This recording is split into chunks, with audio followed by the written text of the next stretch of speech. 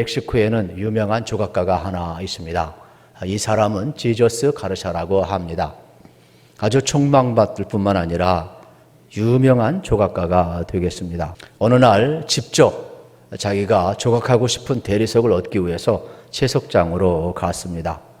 그리고 인부들과 함께 이제 돌을 캐고 있는데 그만 옆에 있는 인부가 실수하면서 큰 돌덩이가 바로 이 조각가의 오른손에 바로 떨어지게 됩니다. 손이 문드러져서 급하게 병원에 옮겼지만 치료할 수가 없었습니다. 의사가 아무리 노력을 해도 이게 회복 가능이 없어요. 그래서 의사도 절망하고 본인도 절망하고 또 많은 그분을 사랑하는 많은 백성들도 아주 힘들어하고 있습니다. 그래서 이분은 이제 두문불출한 생활을 하는 거예요. 내 인생은 끝났구나. 더 이상 조각가가 손을 쓸 수 없으니까 끝났다 생각을 하고 절망의 세월을 몇 년 보내게 됩니다. 그러다가 더 이상 절망할 수 없고 그래서 자기 운명과 싸우기 시작을 합니다. 그래서 왼손을 가지고 그가 노력을 하고 땀을 흘리고 하나하나 조각하는 훈련을 하기를 시작을 합니다. 그래서 대리석을 가지고 계속 훈련을 하다가 결국 나중에 작품을 하나 만들었는데 모든 사람이 그 작품을 보고 놀랐습니다. 오히려 오른손으로 조각했던 것보다 더 멋진 조각 작품을 만들어낸 겁니다. 그래서 멕시코 사람들이 그 조각상을 마을에 놓고 이름을 붙였는데 그 이름이 뭐냐? 다른 것이 아니에요. 그럼에도 불구하고 inspired of. 여러분 오늘 우리도 마찬가지입니다. 여러분 코비드를 비롯해서 우리 개인의 환경이나 수많은 여건들이 어렵지만은 그럼에도 불구하고 우리가 추수감사절을 통하여서 다시 한번 하나님 앞에 절대 감사가 회복될 수 있다면 우리의 인생은 완전히 달라질 수 있다는 사실이 되겠습니다. 우리가 어렵기 때문에 많은 환경을 조성을 하고 또 우리 교육자들이 감사 바구니, 감사 노트 그래서 이것을 잘 만들어서 각 가정마다 배달을 하고 또 가정에서 아이들과 부모님들이 함께 이 감사 바구니를 만들어 왔습니다. 또 받은 분들은 감사의 열매를 하나하나 적어서 여러분들이 또 냈습니다. 1층에 다 전시되어 있습니다만은 또 부득이하게 우리가 간단하게 이 감사 열매를 이렇게 부분적으로나마 오른쪽에 옮겨다 놓았습니다. 제가 몇 가지를 미리 뽑아 왔습니다. 얼마나 참 정성스럽게 만들었죠. 한 가정에서는 이렇게 감사의 바구니를 만들었습니다. 우리 가족이 하나님께 의지함에 감사합니다. 건강과 행복으로 채워주셔서 감사합니다. 이렇게 또 민집사님 가족에서 자녀들과 이렇게 함께 바구니를 또 만들었습니다. 또 한 가정은 많은 감사의 기도 제목이 있지만은 각자의 자리에서 주님 의지하게 해주셔서 감사합니다. 힘들고 지침이 어려운 상황 속에서도 주님 만나게 해주시니 감사합니다. 끝까지 보호해 주시고 인도해 주시니 감사합니다. 저는 가만히 우리 성도님이 제출한 감사 노트, 감사 바구니, 또 감사 열매들을 보면서 과연 우리 모든 성도님들이 정말로 풍족해서 감사하는가? 그건 아닌 것 같아요. 어떤 마음의 소원과 이 조건이 이루어져서 감사하느냐? 그렇지는 않아요. 그러면 어떤 합리적인 여러분 이유가 있어서 다 내가 감사할 수밖에 없고 건강하고 물질도 또 풍성하고 자녀도 잘 되고 목적도 다 이루고 하는 일들마다 형통해서 감사하느냐? 그런 거는 아니에요. 오히려 우리의 감사는 눈물기업도록 그럼에도 불구하고 어떤 조건이 이루어지지 않아도 합리적인 이유가 없어도 하나님 앞에 감사하는 성도의 신앙의 고백을 저는 발견을 했습니다. 이 귀한 시간도 마찬가지입니다. 오늘 본문이 이러한 내용을 우리에게 소개해 주고 있습니다. 하박국은 다른 예언서와는 좀 다릅니다. 보통 다른 예언서들은 하나님께서 예언자를 부르시고 예언자를 통하여 말씀하게 하고 있는 형태를 지니고 있습니다. 그러나 하박국서는 독특하게 하나님과 선지자가 대화를 합니다. 그리고 그 대화 형식을 빌어서 우리에게 하나님의 말씀을 전하고 있음을 보게 되는 아주 독특한 형태를 지니고 있는 예언서가 되겠습니다. 하박국 선자는 주전 600년경에 활동하던 선지자입니다. 그런데 600년이 왜 이렇게 중요하냐면 609년에 요시야 왕이 죽게 됩니다. 요시야 왕은 유대 왕 중에서 아주 선한 왕이었고 종교개혁을 일으켰습니다. 그리고 선정을 베풀었습니다. 그러다 보니까 요시야가 통치할 때는 사이가 행복했습니다. 백성들이 행복했습니다. 사회 질서가 세워져 있었습니다. 그러다 보니까 모든 면 속에서 아주 풍성한 삶을 살 수가 있었어요. 그런데 609년 요시야 왕이 죽으면서 나라가 무너지기 시작합니다. 종교가 타락을 합니다. 사이가 가난한 자, 또 어떻게 보게 되면 이 빈부격차가 심하게 시작합니다. 사람들이 이기적으로 바뀌기 시작합니다. 자기 이익을 위해 싸우기 시작을 합니다. 그러다 보니까 정치가 망가지고 경제가 망가지고 삶이 망가져서 악인이 득세하기 시작을 합니다. 심지어 하박국 선자의 가슴 속에 택한 선민 유대 민족이 이토록 망가져도 되는가? 이제는 절망을 뛰어넘어서 분통이, 어떻게 보면 마음속에 있는 이러한 이해할 수 없는 그 아픈 가슴을 토해내는 게 하박국서가 되겠습니다. 그래서 1장에서는 질문이 많아요. 하나님, 이렇게 악인들이 득세하고 있는데 하나님 왜 침묵하십니까? 질문을 던지는 내용들이 바로 1장의 내용이 되겠습니다. 이때 2장에서 여러분 하나님의 응답이 나오는데, 2장에서 무슨 응답이 나오느냐? 갈대아 사람, 더 포악하고 더 빠르고 더 강력한 갈대아 사람, 우리가 쉽게 이야기하는 블레셋 사람을 통하여서 유다를 심판하시겠다라는 말씀을 하십니다. 하박국 선자는 깜짝 놀랐어요. 해피르면 우리를 심판하더라도 우리보다 더 악한 민족을 들어서 우리를 심판하십니까? 질문을 던지고 있는 거예요. 그런데 3장에서 하박국 선자는 하나님의 하신 그 말씀 앞에 자기의 울분도 내려놓고 하나님의 응답을 깊이 묵상을 하면서 결론은 감사의 기도를, 감사의 고백을 하나님 앞에 올려드리고 있습니다. 자기는 이해할 수 없는 현실입니다. 악인이 득세합니다. 그리고 하나님께서 왜 악한 자를 들어서서 우리를 심판하시는가 이해할 수 없습니다. 그럼에도 불구하고 그는 세 가지 질문을 던지면서 하나님 앞에 감사의 기도를 드리고 있어요. 하나님, 왜 침묵하십니까? 하나님, 왜 그렇게 섭리하십니까? 하나님, 하필이면 악인을 사용하십니까? 이러한 질문을 던지면서도 그가 최후의 감사의 여러분 고백을 하고 있는 장면은 우리에게 엄청난 도전을 주고 있습니다. 하나님이 하신다면 진노 중에라도 우리를 긍휼히 여겨달라고 기도합니다. 그리고 다시금 수년 내에 우리 민족을 일으켜서 부흥시켜달라고 기도하고 있는 장면을 우리는 바라보게 되는 것입니다. 오늘 우리의 삶도 마찬가지입니다. 2020년 한 해를 되돌아보게 되면은 이해할 수 없는 일들이 참 많습니다. 저는 그래서 오늘의 현실 앞에 제가 질문을 던지지 않을 수가 없는 겁니다. 도대체 오늘 이러한 현상 앞에 우리 그리스도인들의 마음은 어디로 향하고 있느냐, 이 말입니다. 우리의 신앙의 패턴은 과연 우리가 어디로 향하고 있느냐, 현실에 안주하고 있느냐, 현실의 통제에 길들여지고 있느냐. 하나님은 하나님을 바라보고 우리 정체성을 회복하고 다시 한번 예배가 회복되며 헌신이 회복되며 하나님 기뻐받는 모습으로 세상을 변화시키며 하나님 주신 사명을 감당하며 살고자 하는 몸부림과 열망이 있느냐 묻지 않을 수가 없는 거예요. 하박국 선자는 이 답답한 현실과 답답한 가슴을 안고 하나님 앞에 나아가 묻고 기도하고 있어요. 그러면서 그가 답답한 현실 앞에서 감사할 수 있었던 첫 번째 이유는 하나님과의 관계성 속에서 그가 축복을 발견했기 때문에 그렇습니다.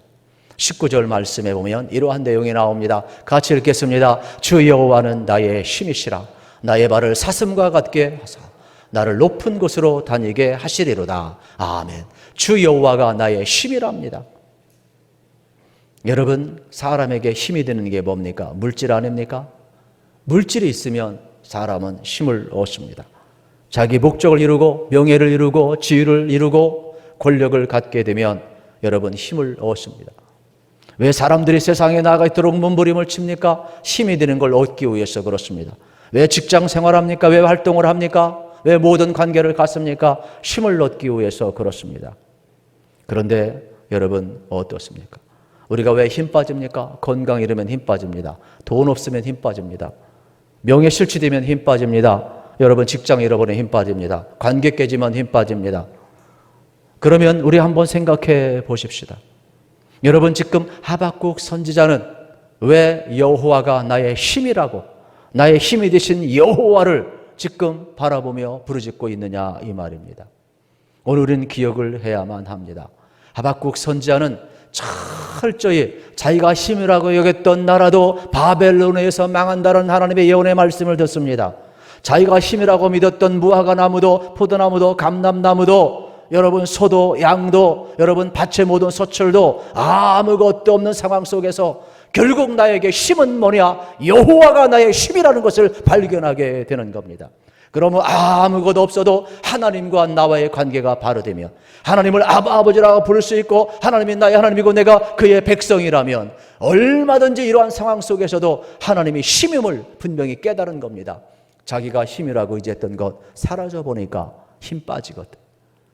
오늘 우리도 마찬가지입니다. 하나님과 나와의 관계가 바로 되기만 하면 여러분 우리에게는 여호와가 힘인 줄로 믿습니다. 그래서 이스라엘 백성들은 하나님과의 관계가 바를 때 하나님이 힘이었습니다. 하나님을 가까이 하면 평강이 이루어졌습니다. 나라도 평안했습니다. 그러나 하나님과의 관계가 깨지면 개인도 나라도 망함을 우리는 구약을 통해서 보고 있는 겁니다. 신약 예수님도 말씀하십니다. 요한복음 10장에서 나는 선한 목자라, 너희는 뭐라 그랬어요? 양이라 그랬습니다. 선한 목자가 있기 때문에 양이 필요한 겁니다. 만약에 선한 목자가 없다면 양은 존재 가치가 없는 겁니다. 요한복음 15장에서 이야기합니다. 나는 포도나무에 너희는 가지라 그랬습니다. 포도나무가 있어야 가지가 붙어 있는 겁니다. 포도나무가 없으면 가지는 존재 가치가 없는 겁니다. 그만큼 주님과 나와의 관계가 무엇이냐가 매우 중요한 겁니다. 우리가 아무리 부족하다 할지라도 여러분 예수님이 포도나무고 우리가 그의 가지라면 예수님과의 관계가 바로 되면 저절로 여러분 어떻게 돼요? 가지는 열매를 맺게 되어 있는 말씀을 우리에게 가르쳐주고 있는 것입니다. 이렇게 성경은 하나님과의 관계성 속에서 축복이 오고 있음을 우리에게 가르쳐주고 있습니다. 하박국 선지자는 소유의 많고 적음이 여러분 어떻게 보면 기준이 아니라 하나님 관계에서 오는 이 축복, 나의 힘이 하나님께 있음을 고백해내고 있습니다. 시편 100편 감사의 시도 마찬가지입니다. 여기 특별히 3절 4절에 보게 되면 시편 기자는 이렇게 노래하고 있습니다. 여호와가 우리 하나님이신 줄 너희는 알지어다. 그는 우리를 지으시니요 우리는 그의 것이니 그의 백성이요 그의 기르시는 양이로다 그랬습니다. 여러분 우리가 알 것이 많이 있는데 하나님을 알라는 것입니다. 저는 여러분들이 하나님을 알아가는 지식이 날마다 좋아져서 하나님 안에 있는 풍성함이 여러분의 것이 되기를 우리 주님의 이름으로 축복합니다. 그래서 갈수록 여호와를 아는 세대가 사라져가고 있어요. 역사도 모르고 여호와도 모르고 신앙이 계속 이어져야 하는데 여러분 만만한 세상 아닌 겁니다. 그러므로 우리뿐만 아니라 우리의 자손들까지도 여호와를 알게 한 일에 우리가 목숨을 걸고 힘을 써야 하는 것입니다. 하나님은 우리를 낳으셨고 우리를 기르셨다. 우리는 그의 기르는 양이라고 이야기를 합니다. 하나님이 우리를 낳고 기르셨다고 그랬습니다. 여러분 해산의 고통을 통하여 우리를 낳았다는 사실입니다. 우리는 기억합니다. 철들면 부모님이 얼마나 큰 고통을 통하여 나를 낳게 했고 나를 여기 있게 하는가 우리는 기억을 합니다. 우리는 하나님에게 해산의 고통을 준 사람들, 우리는 죄인들입니다. 그러나 하나님은 해산의 고통을 통하여 우리를 낳았고 우리를 하나님의 자녀 삼으셨고 우리를 하나님의 백성답게 살 수 있도록 우리를 기르시고 먹이시고 입히시고 인도하고 있다는 사실입니다. 그러므로 우리는 잊어서는 안 됩니다. 우리가 자녀를 키워보고 또 제자 양육을 해보면 자녀를 키우는 거나 사람을 키우는 게 얼마나 어려운 거라 압니다. 이 관계가 여러분 만만한 것이 아닙니다. 관계가 설정되면 어떠한 것도 다 용납이 되지만 관계가 설정이 안 될 때는 자기중심으로 바뀌기 때문에 어려운 겁니다. 그런데 하나님은 우리를 향하여서 뭐라고 이야기합니까? 우리를 낳았다 그랬습니다. 그러므로 우리가 여러분 하나님과 관계만 바로가 되면 우리 인생은 얼마든지 달라질 수 있다는 것을 우리가 알 필요가 있는 것입니다. 그래서 4절에 보면 감사함으로 그 문에 들어가며 찬송함으로 그 궁정에 들어가서 그에게 감사하며 그의 이름을 송축할지어다 그랬어요. 감사함으로 그 문에 들어가라는 겁니다. 할렐루야. 여러분 감사함으로 들어가라는 겁니다. 내 형편이 행복하든 불행하든, 소유가 있든 소유가 없든, 건강하든 병들든, 내 뜻대로 되든 뜻대로 되지 아니하든 감사함으로 들어가라는 겁니다. 감사함으로 들어갈 때 하나님을 만날 수 있고, 하나님과의 관계가 설정될 때 우리는 나의 가치를, 나의 의미를 발견할 수 있기 때문에 그런 겁니다. 그래서 감사하는 자에게는 내가 누구인지 알게 되고, 하나님과의 설정되고, 내 존재의 가치를 알 수가 있는 겁니다. 천국의 열쇠를 쓴 여러분, 이제 크로니를 기억할 겁니다.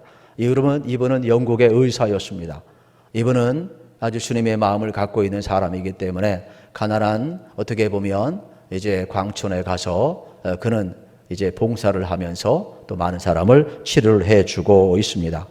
그래서 이 광산촌에 가서 섬기고 있는데, 간호사들이 멀리 또 힘드니까 오지를 않아요.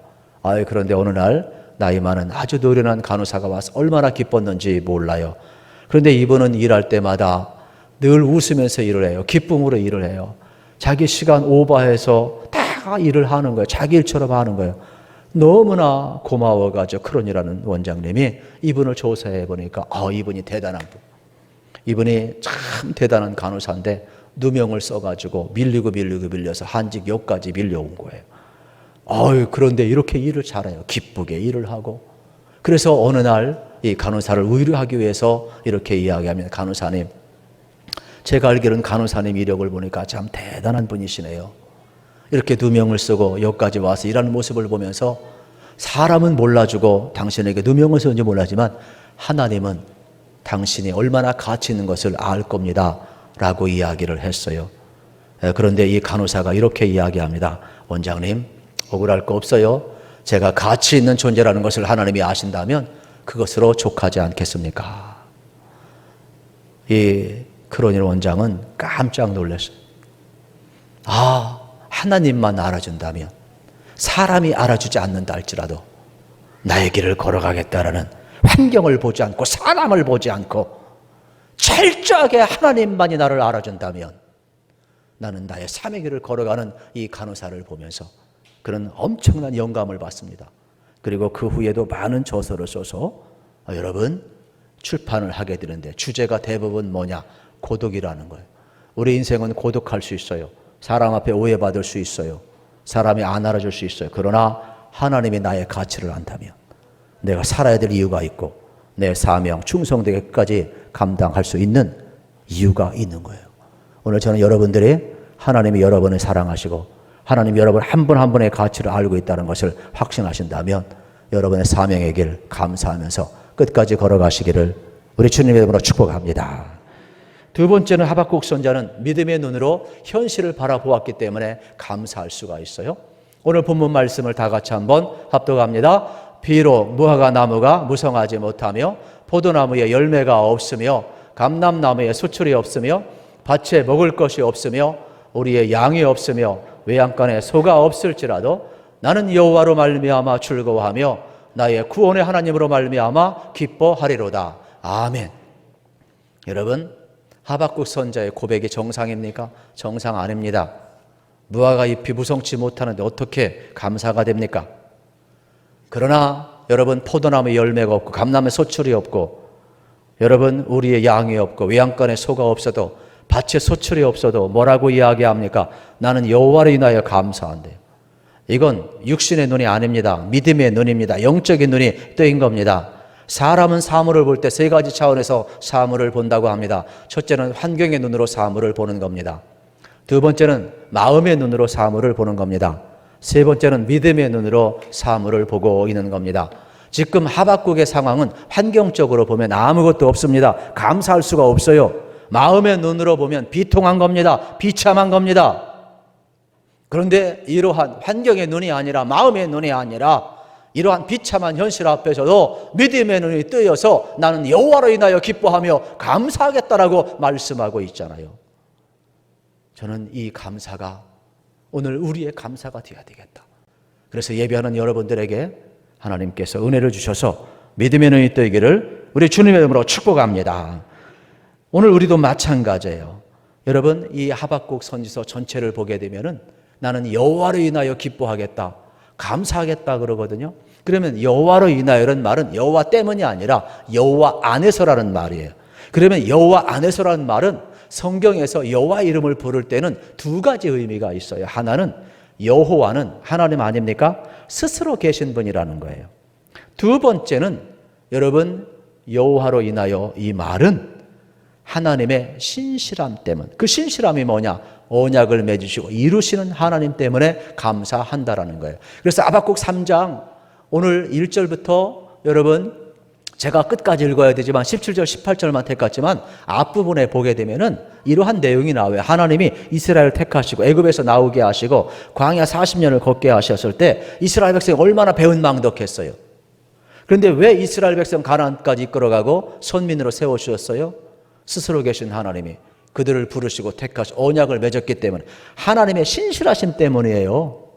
그러니까 이스라엘 백성이 하나님의 백성이 된 것은 그들의 자격이 있어서가 아니라 배은망덕해도 하나님의 신실하심이 그들을 세워놓았던 것처럼 오늘 우리도 마찬가지예요. 우리가 구원받은 것은 뭐냐? 하나님의 신실하심 때문이라는 거예요. 우리가 믿음이 있는 것 같지만 여러분 우리가 시험 받을 때 보면 믿음 하나도 없잖아요. 내가 조금만 손해보면 여러분 육신의 본능이 금방 나와버리잖아요.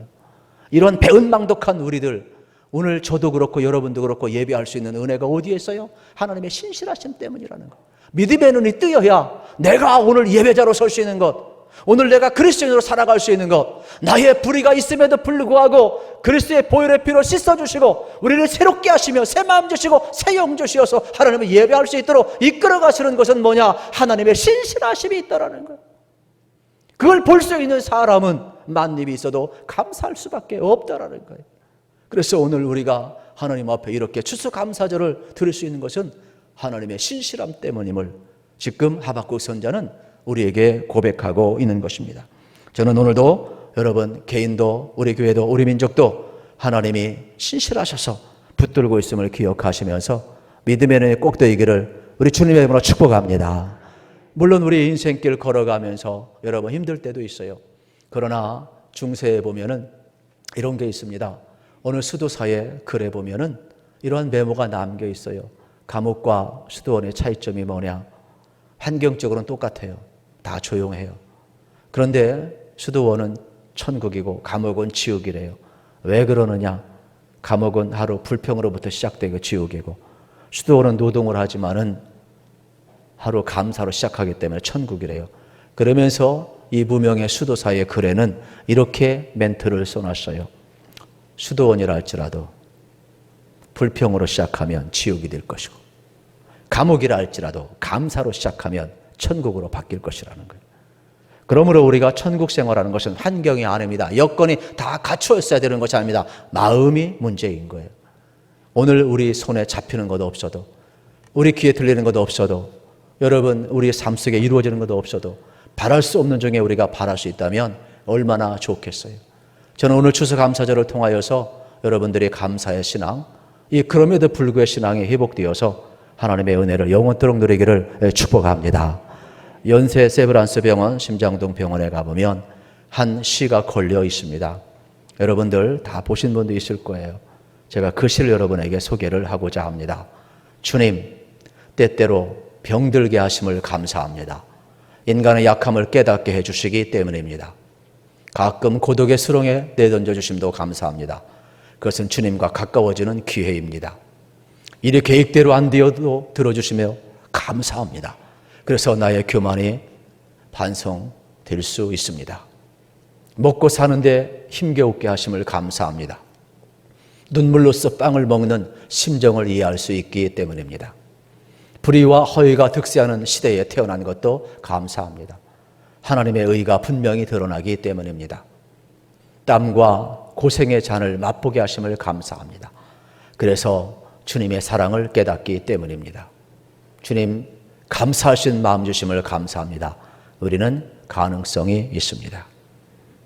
그렇습니다. 믿음의 눈이 뜨이면 환경을 초월해서 얼마든지 감사할 수가 있습니다. 시편 16편 11절 말씀으로 말씀을 정리하겠습니다. 같이 읽겠습니다. 주께서 생명의 길을 내게 보이시리니 주의 앞에는 충만한 기쁨이 있고 주의 오른손에는 영원한 즐거움이 있나이다. 아멘. 이 은혜가 주어지기를 축복합니다.